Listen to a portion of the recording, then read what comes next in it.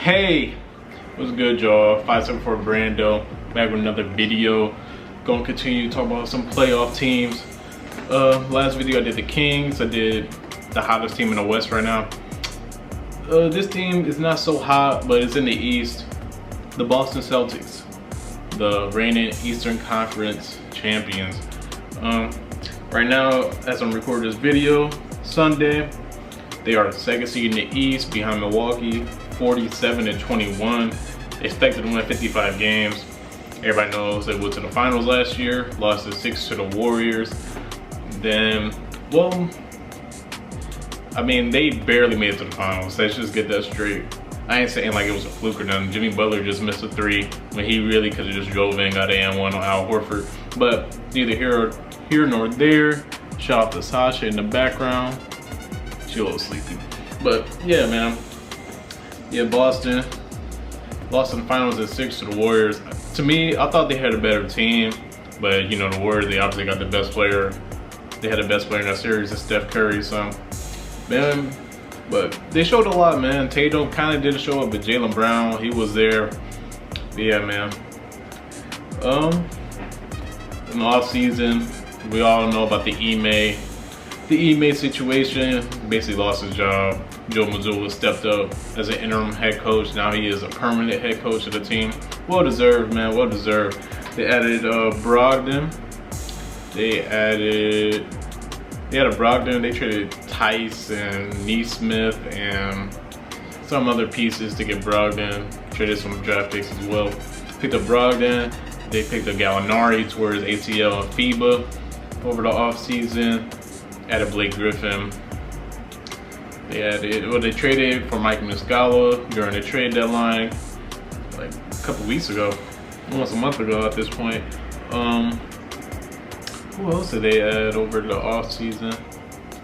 That might be it. I might be forgetting someone, but yeah, their team is pretty deep, man, pretty deep. And I mean, obviously they finals contenders. They started off the year super hot, man. They October 4-2. In November it was 14-2. That's when they really took off. But yeah, let's start off with my biggest disappointment for the Celtics. My biggest disappointment this year, they shoot a lot of threes. Like me personally, I mean, to play in the NBA nowadays, like your team, you have to shoot threes. I understand that. Everyone's copying the Warriors style and game plan and stuff like that. But like not every team has Steph and Clay on their team. Like I don't understand why over the years so many teams just want to shoot threes. I understand it's an extra point. I understand it spreads the floor, but I don't know. Whatever makes your team great, just be great at it. But I mean, I'm not saying like the Celtics can't shoot threes. I mean, they can. The numbers back it up. But I just hate because when they hit all these threes, they look unbeatable for real.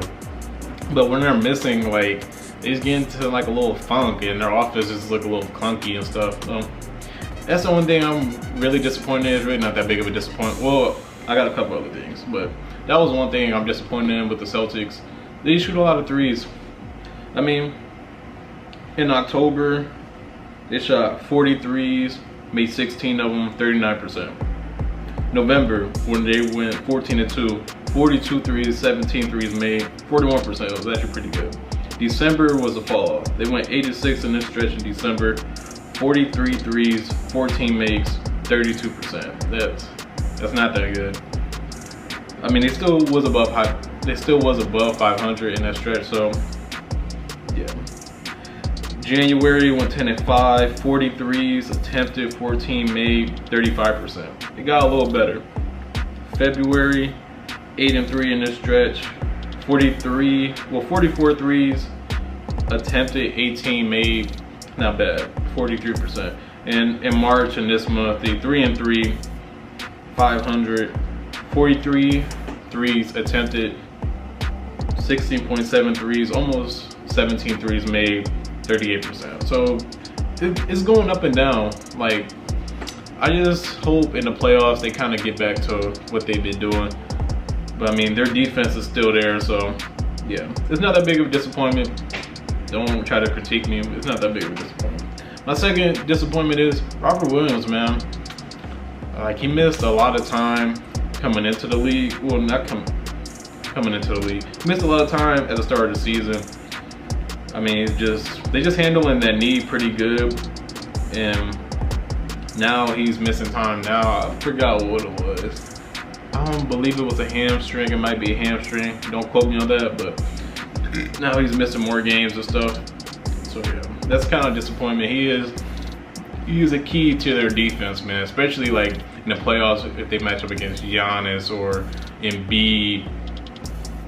Yeah, like even Miami with Bam, like they gonna need him, man. Plus, he could play with Al Horford. They play really well together. Like they could play big. They could play.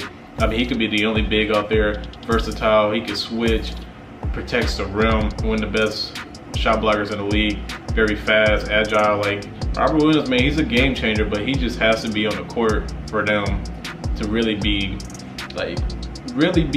a real dominant defense. I mean, they still be holding it down without him, but with them, they are much better.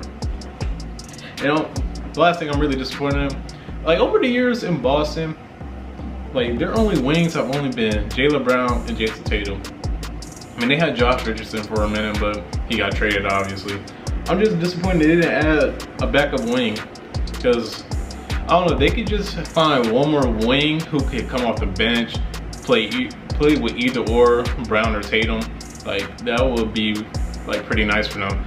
I mean, they did expect Gallinari to fill in that role, but he towards ACL, so it's out for the season. So I mean, I thought they could at least trade it for someone and like just trade it for somebody in the trade deadline or something. But it is what it is. I mean, they're still pretty deep. They could run 3-guard lineups like how they've been doing with Smart, White, and Brogdon. So yeah, those are my disappointments.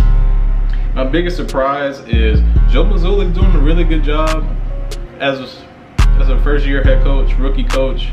I mean, from what I be seeing from like Boston fans, they just hate he doesn't call timeouts.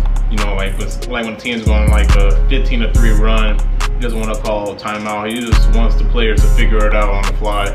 I mean, Phil Jackson used to do it, but I mean, Phil Jackson isn't. Well, Joe Mazzulla isn't. He's not even close to Phil Jackson. Let's just get that straight. He's not even close to Phil. But I can see how Boston fans would be mad about that. But I mean, all in all, he's doing a very solid job as a rookie coach. So, and Brogdon's fitting in very well for them. I mean, Brogdon, he's always been really good. Since his rookie year in Milwaukee, and I think one of those years in Milwaukee, he was 50, 40, 90. Went to the Pacers, tried to take on a bigger role. He was always in and out, always had solid numbers on. Very close to 50, 40, 90 as like kind of the main guy or second option behind Sabonis. So yeah, man, Brogdon, easy. He's just doing his thing. I mean, his on-off numbers are kind of weird. It's trying to say he's like a -5, well, almost a -6 on the offense, but defense, he's still pretty good, very solid for him. So I don't even want to look into the numbers like that. But yeah, he's doing his thing. He's doing his thing.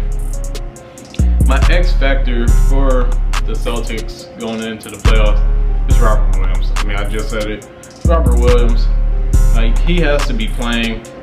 I mean, he doesn't play big minutes, but he needs to play. He does. And I guess I could throw Grant Williams in there as well, because I mean, if it wasn't for him, they wouldn't even be in the finals most likely.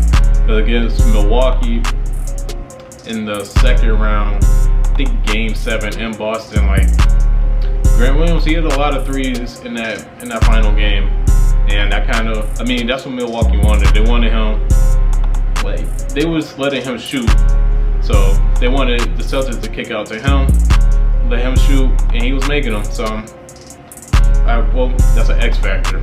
So yeah, he did choke in that Cleveland game though, but we're not gonna speak on that. Well, my playoff expectations for them, this finals or bust. It is. If they lose in the second round or conference finals, it's kind of, I don't know, it's kind of like a bad year for them. Even with a rookie head coach, but like they added so much depth, like they have a lot of pieces, so it's gonna be very disappointing if they really don't at least get to the finals again. I mean, they're gonna have to go through Milwaukee or Philly. Look at the standings now, to be honest. They are the 2 seed. I mean, the play-ins, we really don't know. But I know they do not want to see Miami. Miami is the last team they really even want to see. But, I mean, right now, they most likely will be facing Miami in the first round, which is scary for them. Miami plays them really well. But I'm pretty sure they don't want to see Miami. I don't know, Cleveland has gave them a lot of problems. Like, all their games have went to overtime. It's been grinded out games. The Knicks have played them really well. So, I don't know. Boston, they're going to have their hands full this year in the playoffs. I mean, of course, Milwaukee and Philly. And they probably really ain't worried about Philly like that. So, Philly, that's the team they don't want to see in the playoffs. But we'll get into that in my Philly video whenever that comes about. But, yeah. Boston, finals are bust for them.